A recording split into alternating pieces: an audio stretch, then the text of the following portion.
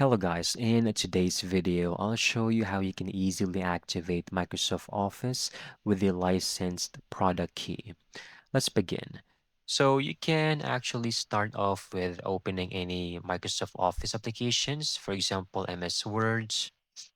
Over here, click on File and then hover down, click on Account.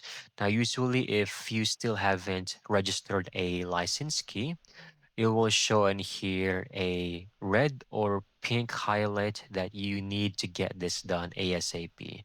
So go back over here, click on accounts, and as you can see, this is what a activated license key looks like.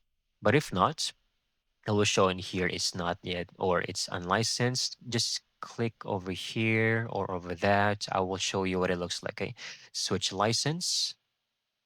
I have a product key, and then simply enter your product key over here. You will also have the option to click on product key samples just to make sure that you have every single code included in here. All right.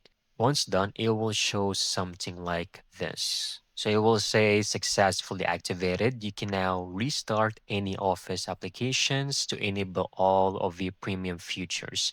So go ahead, restart, close MS Word. And once you're back, it should look like this. Your product is now activated.